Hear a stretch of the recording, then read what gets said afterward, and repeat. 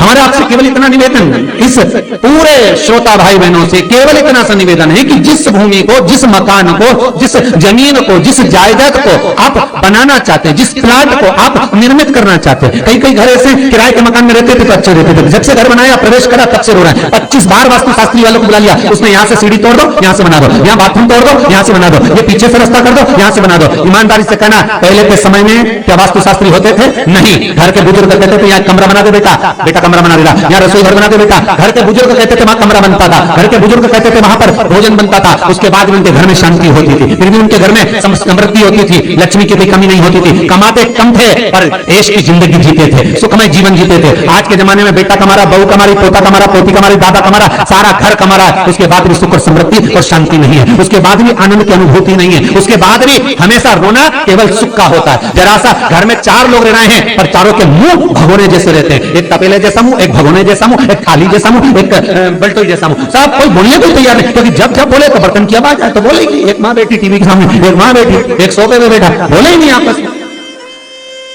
वो सुख गया का महाराज। कई लोगों के मैसेज आते हैं, गुरुजी हम बड़े दुखी हैं, कारण क्या है? बस कारण इतना सा है कि आपने जब मकान का निर्माण कराया, वास्तु शास्त्री को बुलाया, इंजीनियर को बुलाया, सब ठेकेदार को बुलाया, सबको बुलाकर मकान, प्लाट, जमीन, जायदाद सब दिखवाया, पर आपने उस भूमि पर पद्म पुराण कहती है, धेनु मानस कहती है, स्कंद पुराण कहती है कि उस प्लाट पर आपने 3 दिन तक एक गौ माता को नहीं बांधा, 3 दिन तक एक गाय को उस प्लाट पर बांधकर चारा खिलाते, ना वास्तु शास्त्री को बुलाने की जरूरत पड़ती, ना कभी समृद्धि की, ना सुख की जरूरत पड़ती, क्योंकि गाय उस जगह से सारी इंद्रियों को आनंदित देकर सुख प्रदान कर देती है। उस जगह के सारे रोग, बीमारी, कष्ट, तकलीफ, दुख को गौ माता खींच ले। गौ माता जैसी जगत में कोई नहीं हो सकता। हाथ में घड़ी नहीं बांधती गौ माता, पर 4 बजे आपके रोटी मिलती है तो 4 बजे खड़ी मिल जाती है, 3 बजे भोजन मिलता है तो 3 बजे आपके दरवाजे पे मिल जाती है, 1:30 बजे भोजन दोगे तो 1:30 बजे ही मिलेगी, 1:20 पे दोगे तो 1:20 पे ही मिलेगी। कोई घड़ी नहीं बांधती, फिर भी समय पर आ जाती है। क्यों?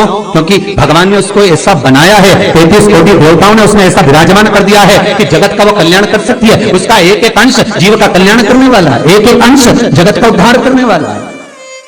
पर हम ये आज के युग में हम उसको भूल गए। आज के युग में हम ये सोचते हैं कि वास्तु शास्त्री को बुलाने, वो ये बता दे, हमने ये फ्लैट बनाया, हमने ये मकान बनाया, इसकी छत कैसी, इसका कमरा कैसा, वो बता देगा, सब कुछ बता देगा। उसके बाद भी लोगों को क्या सुख नहीं है, उसके बाद भी शांति नहीं। फिर चलो तो चलो किसी बाबा जोगी क्या पूछ गए जो ऐसा घूम घूम के बताता, और उसने यहां जाकर पूछ लिया, बताओ बाबा जी हमारे घर में शांति नहीं, तो बाबा जी एक ही बात बोले, तेरे ही घर का है जिसने कुछ कर दिया। अब इसको याद आया 15 दिन पहले मेरी जेठानी से लड़ाई हुई थी, उसी ने कुछ करा होगा। अब बताओ बाबा जी ने आपस में ऐसा बीज बो दिया कि घर और जुड़ा हुआ था तो टूट गया। कोई बाबा जोगी सन्यासी तपस्वी साधक उपासक कभी नहीं कहता कि घर का है। हमेशा याद रखो, संसार में किसी की सामर्थ्यता नहीं है कि कोई आपका बुरा कर दे, किसी की सामर्थ्यता नहीं। संसार में किसी की सामर्थ्यता नहीं कि आपका बुरा कर दे, बस आपका बुरा आपका किया हुआ कर्म करता, और दूसरा नहीं कर सकता। एक नींबू गिर गया दरवाजे पे तो 14 दिन तक नींद नहीं आई, सीसीटीवी कैमरे में देखो कौन पटक के गया, मेरे को तो 3 दिन से शंका हो रही पड़ोसन पे। अब बताओ, जब कैमरे में देख लिया तब मालूम पड़ा बेचारा साइकिल वाला सब्जी लेके जा रहा था उसके घर पे, और नींबू पॉलीथिन से टपक दिया। तब सुकून मिला कि ये नींबू, तब सोई आराम से कि पड़ोसन ने कुछ नहीं किया। सब्सक्राइब करें हमारा channel Vastu facts, bell icon दबाएं। ना जाने किसने क्या विद्या कर दी, ना जाने कौन ने कौन सा टोना मार दिया। केवल एक दीवार ऐसी होती है जहां पर हनुमान जी का चित्र लगाया जाता है। चाहे तुम पर्वत उठाने वाला चित्र लगाओ हनुमान जी का, चाहे बैठे हुए लगाओ, चाहे रामायण पढ़ने वाला लगाओ, चाहे लंका दहन करने वाला लगाओ, चाहे राम नाम जपने वाला लगाओ, चाहे लक्ष्मण को संजीवनी देने वाला लगाओ, चाहे मौन मुद्रा में लगा दो, चाहे स्तुति में लगा दो, चाहे भजन में लगा दो। हनुमान जी का कोई भी चित्र लगता है तो ना पूरब में लगेगा, ना पश्चिम में लगेगा, ना दक्षिण में लगेगा। हनुमान जी का अगर चित्र लगता है तो उत्तर की दीवार में दक्षिण को देखते हुए लगता है, केवल एक ही स्थान।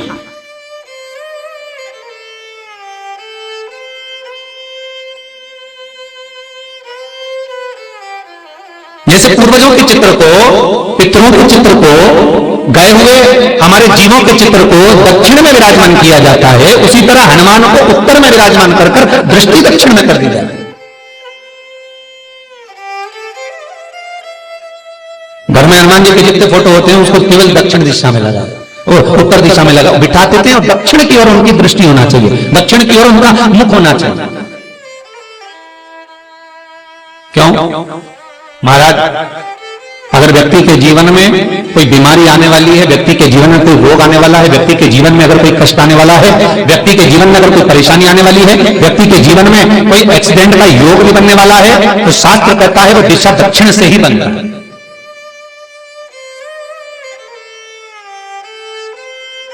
ये दक्षिण जो दिशा है ये यम की दिशा है। यहां संपूर्ण परिवार के साथ यमराज अपने आनंद में निवास करता है, यम दिशा। और जब हमारे घर में, हम ये नहीं करें कि आप हनुमान जी का फोटो लगाओ, हम ये भी नहीं करें, आपके घर में हो और आपने अगर विराजमान कर रखा है किसी दिशा में, तो हमारा तो निवेदन रहेगा, अभी तक आपने अगर जैसा रखा पर एक बार दिशा बदल कर देखना कि रोग, बीमारी, कष्ट, दुख, तकलीफ में आपको लाभ मिला कि ना मिला।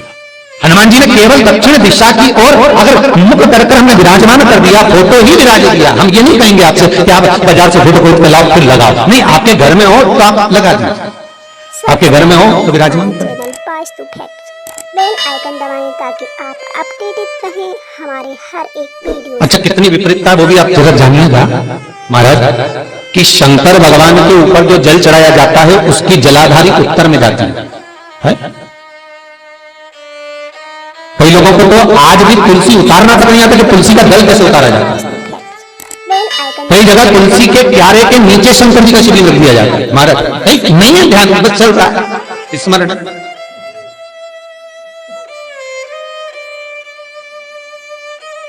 भगवान शिव का जो जल जा रहा है वो उत्तर की ओर जा रहा है, और हनुमान जी को उत्तर में विराजमान कर मुख दक्षिण की ओर कर दिया गया। क्यों? प्रबल दिशाओं में उत्तर और दक्षिण महाराज, ये जो दो दिशाएं हैं, इनको साधने के लिए कोई देवता आगे नहीं आता। अगर इन दिशाओं को कोई साधने वाला है तो केवल एक देव ही, महादेव ही हो सकता है। काल का हरण करने वाला वो महान काल ही हो सकता है। शंकर का ही एक अवतार है हनुमान जी महाराज, रुद्र अवतार महाराज। हनुमान जी से कहा तुम दक्षिण की ओर दिशा पर संभालिए, शिव जी कहते हैं मेरा जल जब उत्तर की ओर जाएगा तो इस दिशा को मैं संभाल, चिंता ना करिए। किसी लड़का और लड़की का विवाह नहीं हो रहा, 30 साल हो गए, 32 साल हो गए, 34 साल हो गए, लड़का लड़की का विवाह ही नहीं हो रहा, बहुत टेंशन है माता पिता। कोई मंगली है, कोई मांगलिक है, कम करो, प्लेन रखो, कोई मांगलिक है, कोई मंगल है, हमारे हर एक वीडियो से संबंध हो ही नहीं रहा, बहुत प्रयास कर रहे हैं, बहुत। 4 दिशा का स्मरण करिए, पूर्व पश्चिम उत्तर दक्षिण का। हथेली पर आटे का दीप लगाइए, घी भर लीजिए और 4 बत्ती उसमें अलग अलग रख लीजिए। थोड़ा सा पीला चावल हल्दी में कर उसमें डाल लीजिए। जो लड़का और लड़की का विवाह करना उसी के हाथ में देना है। और देव उठनी एकादशी के दिन, जिस दिन देवता उठेंगे, जिस जगह पर तुलसी सालिग्राम का आप पूजन करते हो, गन्ने के नीचे, ईंट के नीचे तुलसी का प्यारा रखकर पूजन करते हो, वहां पर भगवान शिव और भगवान नारायण का नाम लेकर उस दिए को जला दीजिए और वहीं पर हल्दी का तिलक उस लड़का या लड़की का कर दीजिए और उसके हाथ में थोड़ी सी हल्दी लगा दीजिए। महाराज 2.5 महीने 3 महीने तो बहुत हो गए, उस बच्चा और बच्ची का विवाह पक्का हो जाए।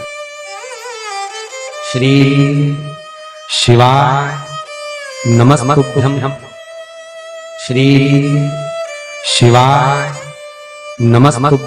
अगर आपको हमारा ये वीडियो पसंद आया तो प्लीज़ एक लाइक बटन दबा दीजिए, हमारे चैनल को सब्सक्राइब कर दीजिए और अपनी दोस्तों के साथ शेयर कर दीजिए।